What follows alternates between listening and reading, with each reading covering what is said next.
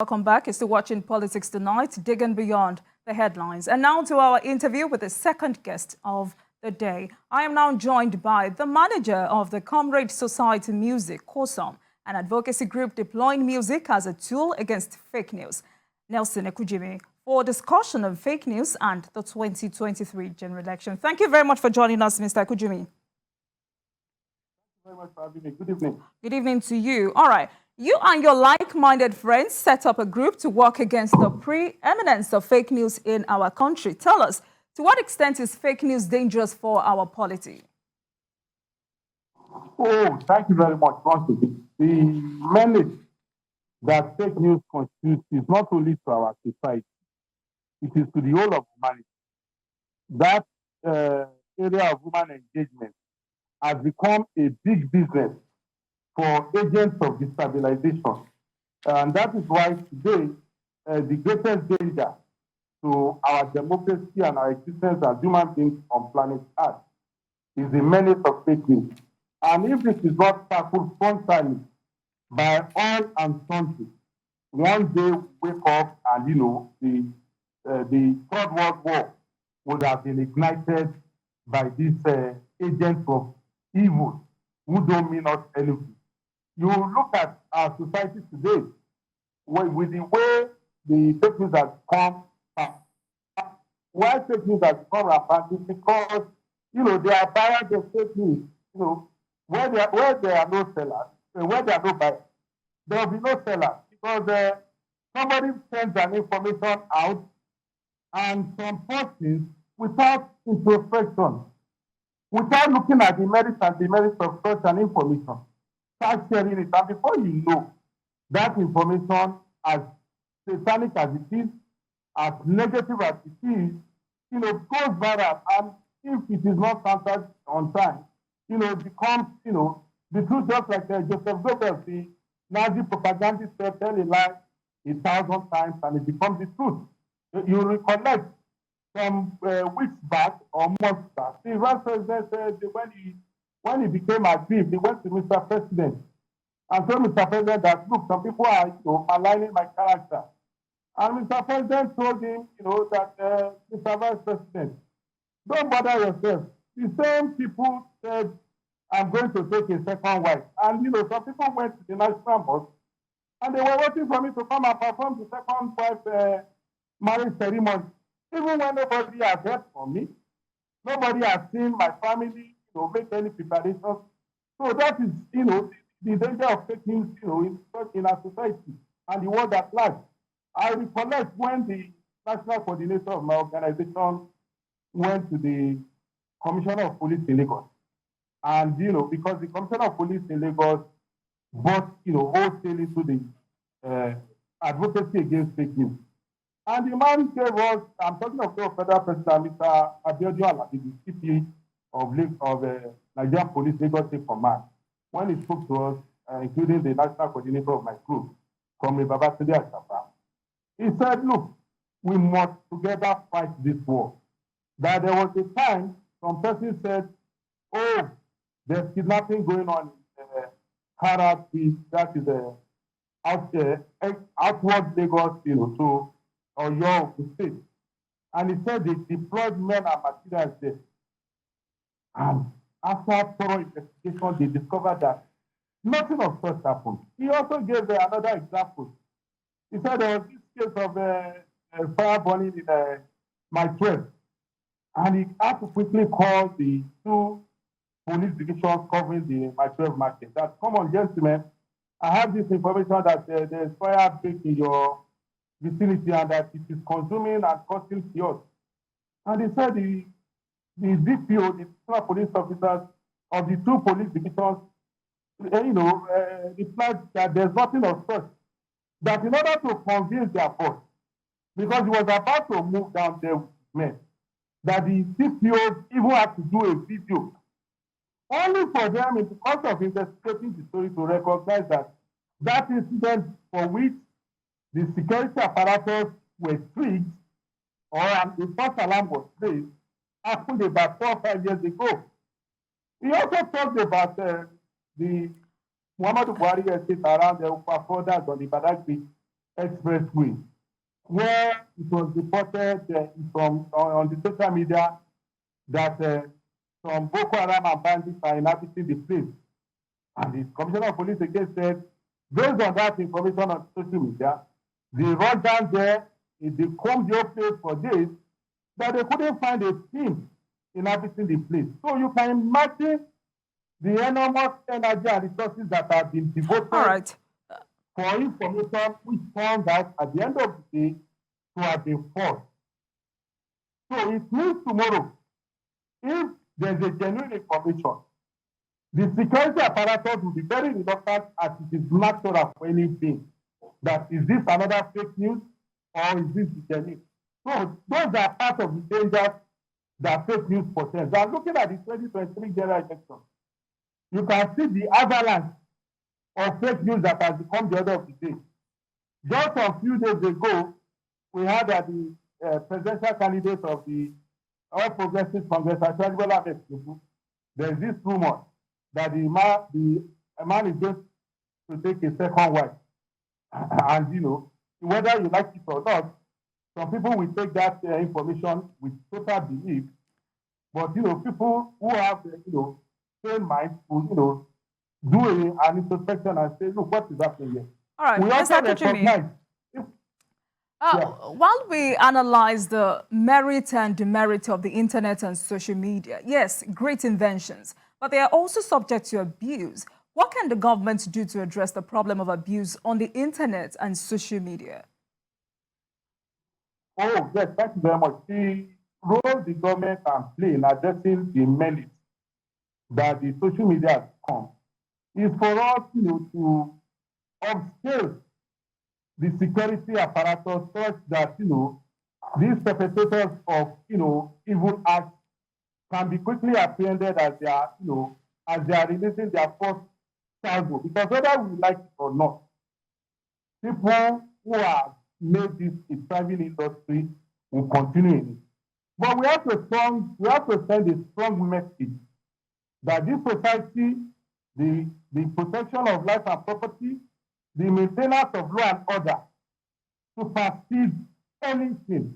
And that is why the government must upscale the technological innovations with regards to our security architecture, such that they will be able to combat these menace. And even on our own path, based on advocacy, we are trying to ensure that we go to the National Assembly and advocate for the introduction of a bill making declaring a day as Anti-Fake News Day, and for us all to be on the same page to determine which other way we can go to combat this menace.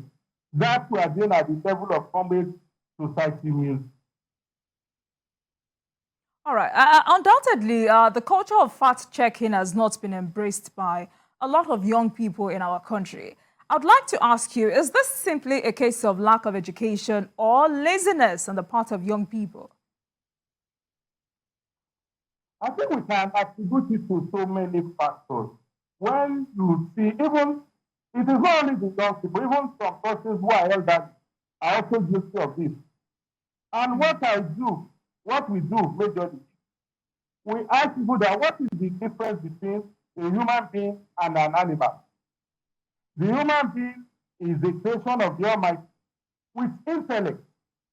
The animals don't have the intellect like human beings. When an information comes to any responsible person, any person who has his brain on his head, who is sensitive to information dissemination, I think what would guide such a person to be the four-way charter of the Rotary International. Is it good? Is it beneficial to mankind? Will it project goodwill among all men?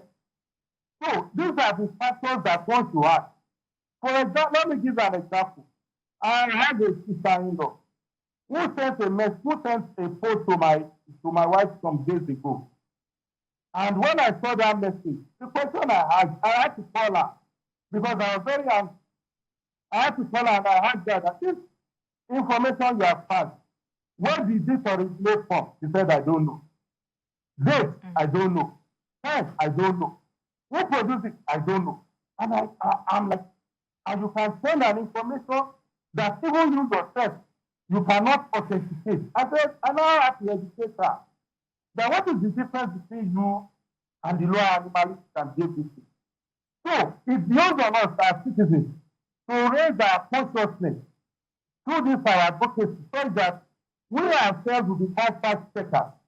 A lot of times people find a story suits their narrative, they don't care. They want to, they just want to play along. And that is why we must have laws in place. We must raise the consciousness so that immediately you are sending this type of, evil, negative messages that portend danger to our society, people are already calling you to warning. Because I've had people who will say, somebody sent me a message, and I have to call that person that, don't ever send me this type of message. Tell me, the problems of fake news have lost one customer. So we all need, to observe our risk. And that starts from the home, from our institutions. How well educated or enlightened, how do we grow our young ones? And even we as parents, what role are we playing to showcase the path that our young ones to follow? Because we are the mirrors that the young ones look at in their daily endeavor. So when we miss the step, the young ones definitely follow us and miss the step, thinking that missing the step is the way to go. So it is a miracle of reason, but majorly it starts from the home. Right. That we need to educate ourselves, we need to educate our family members that look, when information comes to you, the first thing for you to do if you are not sure is to ask those that you feel could be better placed, to provide you answers. And if you cannot get the answers you require, in line with the motto of the Rotary International that I enumerated earlier, then let that information that has been sent to you, let it be buried right there. That is what we should do. All right. Your group, that is Comrade Society Music, is deploying music as one of the tools to fight fake news. How effective is this strategy? Oh, the strategy has just started because we recognize that music, is a global phenomenon. And because we are targeting majority youth, we have now decided to use an instrument of communicating with them majorly, to address this mainly. And we have the video, we have, shot a video as well as audio, to propagate this message. And we have even brought the video to your media organization, as well as we are going around some other media organizations to do the same. We want them on board as partners because we recognize that we cannot do this alone. We recognize the role the media play in the life of any society. The media is there for education, information, and entertainment. And that is why we are using this medium to also call on those who are yet to partner with us, that we are open for partnership, for this societal cause to make our humanity better. So the music as the tool that we are using, the response that we are getting right now is encouraging, but we can still do more. And in doing more, we need more hands. And the more hands are the Nigerian people. All right, but then how much more is your organization doing to run this advocacy in our local languages for easy accessibility of all Nigerians? Absolutely. That is another channel we are exploring already.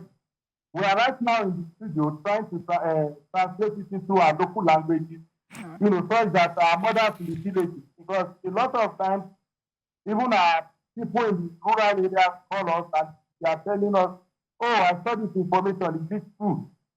So if we translate this advocacy into our local languages, then the message will sink deeper, will have the buying of our people in the rural areas. So we are not taking it for granted that, our message has to go beyond our lingua franca, which is English, that, we must go and speak to our people in the languages they understand. So we are exploring that avenue. You can be rest assured that in the days ahead, you see more of this advocacy in the local languages such that Nigerians themselves will become the ambassadors, they will become the advocates of fake news, and the merchants in this evil enterprise, we know that their days are numbered. Fantastic. All right. As an election monitor and political analyst, what have you seen in the days leading to the 2023 elections that suggests that fake news can actually set our country ablaze? Well, the truth of the matter is that from time immemorial, since the advent of this democracy, it has been developed by fake news, many. You recognize that on election day, even before election is concluded in some places, some persons are already, announcing results and posting it on social media just to incite and confuse. At the last election in the state, I recollect this vividly well because I was an observer present. When people started, throwing up results of election of 2018 for the 2022 governorship election, and that has been the trend. Unfortunately, our security apparatus have not moved to the level that the purveyors of this incitement are arrested and prosecuted. But going forward in days ahead, the greatest threat to the 2023 general election, I must confess to you, is the menace of fake news. Nigerians, I want to use this medium to alert Nigerians that agents of fake news are determined, to undermine the credibility of the 2023 general election. But we must not allow them. We must always seek for the information. You recollect, just in Lagos, we saw what happened with regards to the invasion of INEC office in Oshodi by some group of people, of which the INEC resident electoral commissioner in Lagos condemned such acts of irresponsibility by a supposed elder statesman and somebody who is supposed to be a role model with his party members. You can imagine if every party has to go to the INEC office to exercise that type of illegality. You can imagine what becomes of an institution like that. So it is the ball is in our court right now to be on red alert, such that agents of fake news, purveyors of fake news, liars, peddlers of falsehood and misinformation, we must make it known to them from now on that look, your plot will be an exercise in futility as it regards the 2023 general election. We'll be focused on information only from the legitimate, and constitutionally empowered agencies of state. I think that is the way to go for all of us. All right, thank you very much, Mr. Nelson Ekujumi. He is the manager of Comrade Society Music, an advocacy group deploying music as a tool against fake news. Thank you very much for coming on Politics Tonight. And I must say, well done to you and members of your group. Thank you very much for having us. Thank you. And thank you very much for watching. That marks the end of today's episode of Politics Tonight. But the conversation continues from here. Get in touch with us on Twitter at TVCNewsNG and at Olajumoke using the hashtag Politics Tonight. We are also on YouTube at youtube.com/TVCNewsNigeria. Join us